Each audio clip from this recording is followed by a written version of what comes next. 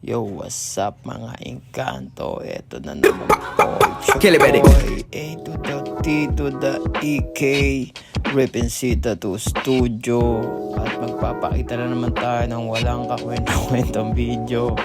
Ayan na, nagpupunas, tagi-spray ng alcohol para sa paggagawan natin ng tattoo setup. Balot ng cling wrap. Pass forward konti para di ka maumay. Ayan ang ating tray, babalutan din natin para hindi madumihan ng tinta. Saka natin yan didikitan ng double-sided tape para mamaya may madidikit tayong mga ink caps. Balot ng machine na may grip tape, balot sa buttons para safe, paracetamol, bioorganic. Yan na, babalutan natin yung mga bottles, ink, and squeeze bottles natin para hindi madumihan ng tinta dahil mahirap tanggalin.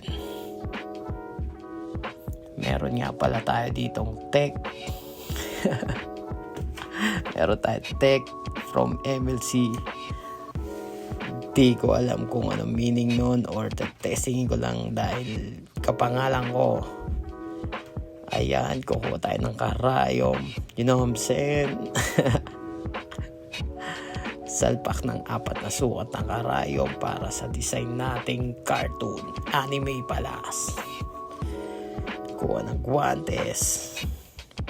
Ink caps. Yan, dikit natin yan. Sabay salin ng napakalakas na tinta. Shoutout nga pala sa tech. Di ko alam kung anong silbi niyan, pero ginawa ko lang, trip lang yan.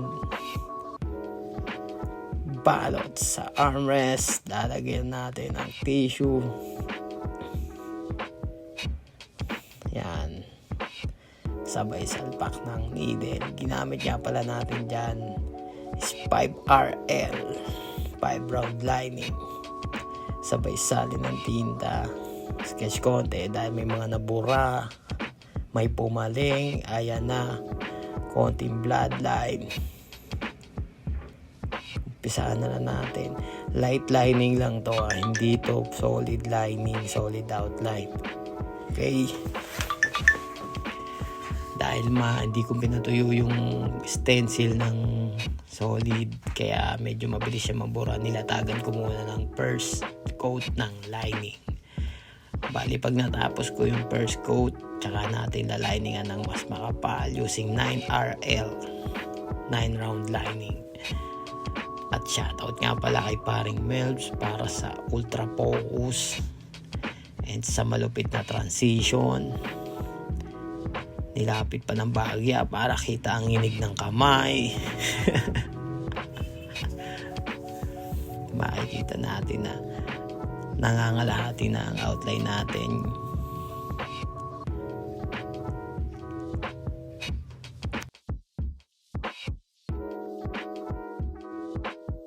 Dan ng transition, ang ating character na itatato is from Jujutsu Kaisen anime, Yuta Okkotsu. Yuta ba? Tama, si Yuta nga yan. And nalalapatan na natin siya ng 9 round magnum para kumapal yung mga main outline kasama ang inyong malupitang boss Saji. Shoutout sa iyo, isa kang robot, di ka nasasaktan. Biniberan natin yung pangil ni Rika. Yan, tuloy-tuloy ang hagod para di ka mabagot. Kung naboboard ka, naboboard din ako. Kaya nagtitrip ako ng ganito. Pupuruhan natin banda rito para marinig kong umaray si Boss Haji Alejandro. Konti na lang, patapos na tayo.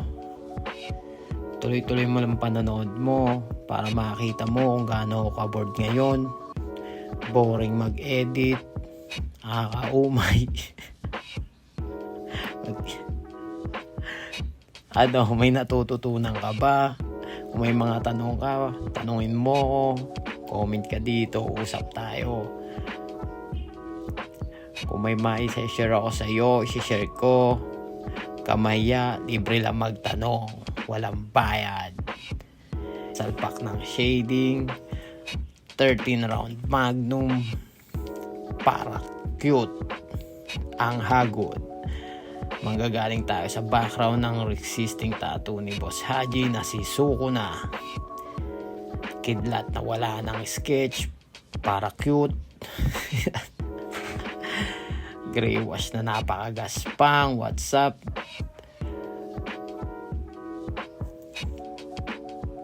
Kaskas Demonyo nga pala ginagawa natin dyan.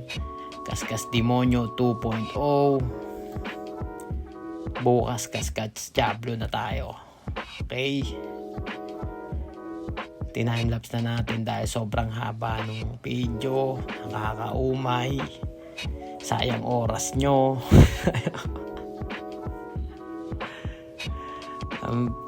Nasalpakan na natin na shading sa bunganga. Yung first character, first spirit, first grade class S spirit. Tinusungkit natin yung mga singit-singit, shading sa jaw. Sobrang light lang ng shading na ginamit natin dito kasi sa anime light colors white ang kulay ni Rika. Yung spirit ni Yuta. Tuloy-tuloy lang ang shading. Walang ka-effort. Dahil nagpa-practice lang talaga ako mag-edit ng video. Naboboard ako. Eto na. Kinakana na natin yung buhok ni Yuta. Panot. Panot si Yuta. Light shading para sa muscle. Buhok and jaw. Fast forward para masaklap. Para di mo masyadong kita yung dugo. Tsaka yung dumi. Madumi kung magtato. Trip ko lang talaga to. You know what I'm saying? Tumatawa ako mag-isa dito sa kwarto. Natatawa ako sa pinaggagawa ko. Ayan, natapos na natin shading. Wala nang highlights. Dahil nagtitrip lang kami. Ngayon, inislow mo ko naman habang ini-spray yung foaming. Damahin mo ang tilansik. Nga bula. Kung may naaalala ka ngayong Pebrero, magto-throwback yan sa tilansik ng bula. Ang tagal na itong slow mo ko. Paano ba ito i-pass forward? Ang dami tumigil ng tilansik. Noong February 14 ba, anong tilansik pinaggagawa nyo? Ayan na, tumigil ang pagtilansik ng bula.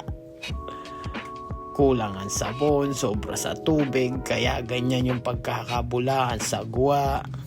Nakikinig ba kayo? Napansin nyo ba?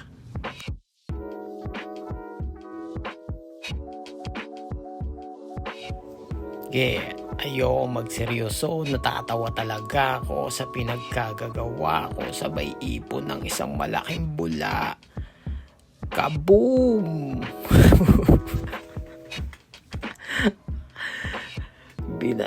Binasa ng malala para matanggal ang masagwang bula, mga kapatid, mga engkanto. Ganto mag-trip ang inyong lingkod pag nabuburyo. Kaya kayo magpatato na kayo. Kahit anime pa yan, dahan-dahan nating inislow mo para matanggal ang masagwang bula. Di natin napahupa ang pamumula. Ayan lang, nagtrip lang tayo. Salamat sa pag-aaksaya ng oras nyo sa walang kwentang video na to. Ang haba, 11 minutes. Sige na, salamat. Next time ulit, magpo-post ako ng mga walang kwentang video edit para sayangin natin ang oras nyo. Yip. Salamat mga idolo. Sa susunod ulit. Ripinsita to Studio. It's your boy A-Tech. Whoop whoop. Kill it ready. Nike, Jordan, Nike, Jordan, Nike, Jordan, Nike, Jordan. I need a girl like Kelly, driven rough from Kelly White. I need a girl like Kelly, driven.